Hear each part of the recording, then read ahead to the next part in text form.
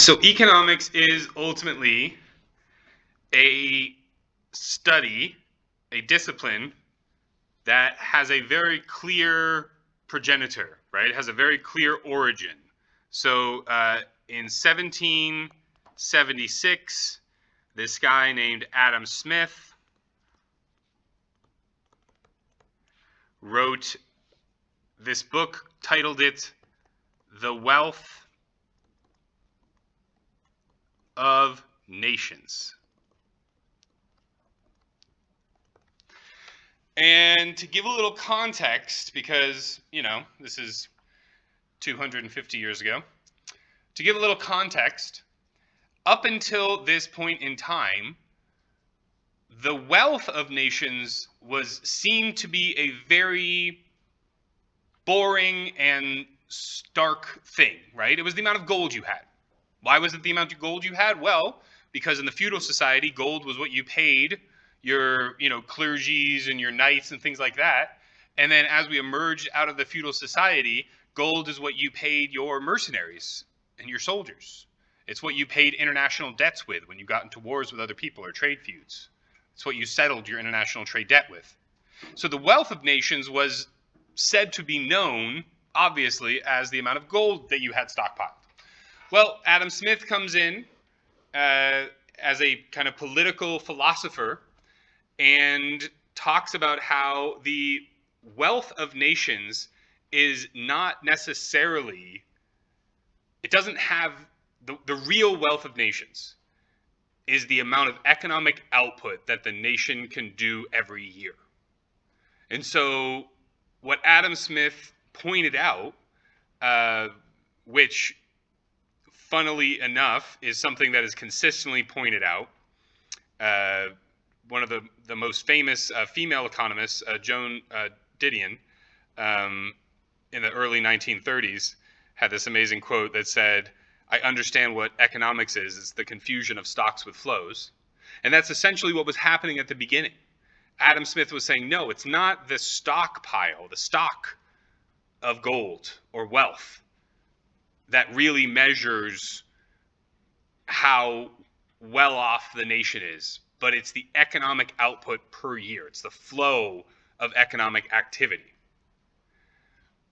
In addition to this, one of the things that Adam Smith made very popular, the thing that he's most famous for, is talking about the division of labor, right? The division of labor. This is not a DLC to game The Division. The division of labor is talking about, so we used to have these what were called cottage industries, right? They were kind of these shops that were set up in, cottages, right? Or places that resembled cottages, these small factories. And what we found was that if you took a single person working by themselves, making something even as simple as a pin, and then you multiplied that person by 20, and you had 20 people all independently making those pins, the amount of pins that those 20 people make independently is going to be, obviously, 20 times the amount that one person would make, right, if they were just working by themselves. The division of labor came in, and so this was kind of the beginnings of capitalism, right? This notion of specialization. So these people had these notions, these entrepreneurs had these wild and creative ideas that, well, if I get 20 people all in the same area, and I have one person that, straightens the wire, and I have another person that clips and makes sure it's the right measurement, I have another person that makes sure to hammer the heads so that the heads are exactly the right size, I have another person that glues the heads onto the wire in order to make the nail. And what they found was that through the division of labor, through the different ways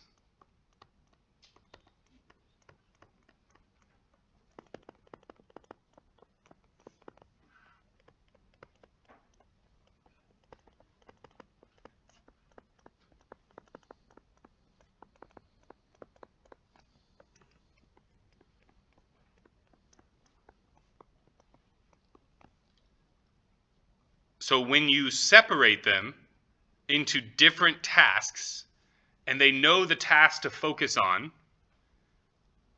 they not only become more efficient at doing that task, but they lose less time overall by switching from one task to another. And there's just a greater amount of quality. So one of the biggest cases of division of labor that we all learn about is, Henry Ford and Fordism, right? And, working on an assembly line.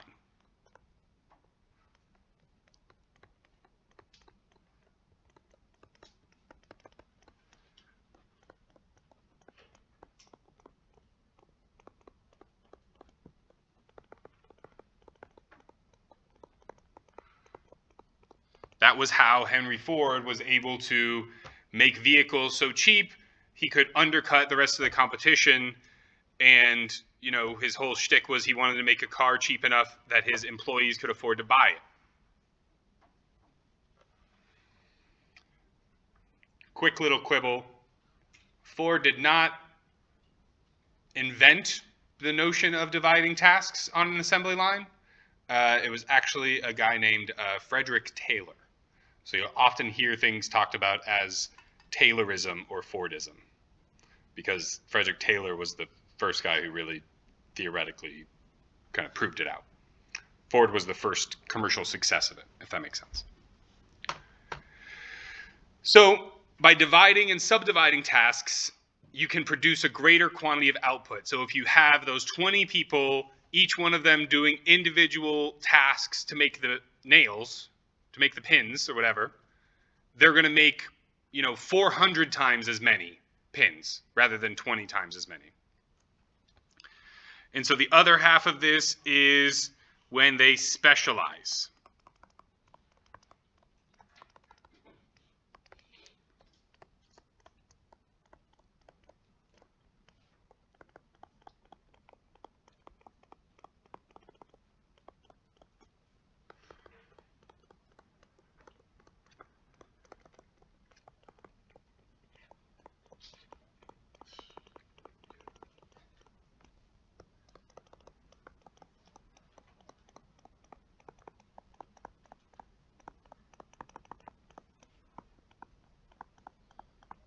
So a big part of this sentence is that last clause, right?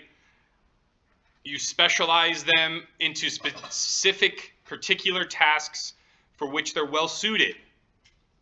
So you would not give the task of, hammering down the nail head to, shaky hands Phil, right? It's not going to make sense.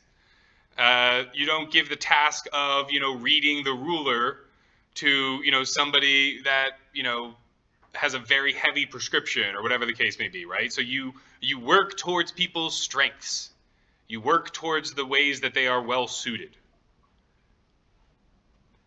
And this allows for what we call economies of scale. When you do all this correctly, you end up getting economies of scale.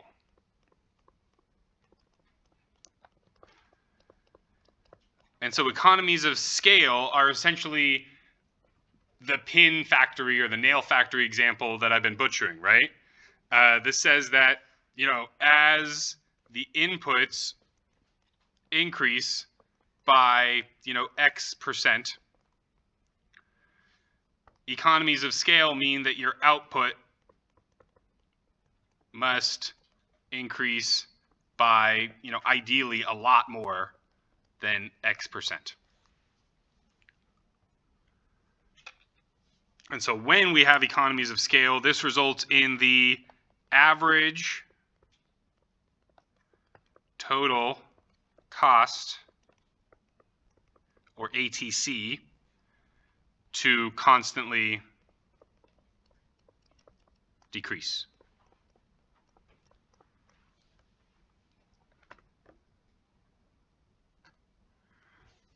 Questions on specialization, division of labor, economies of scale?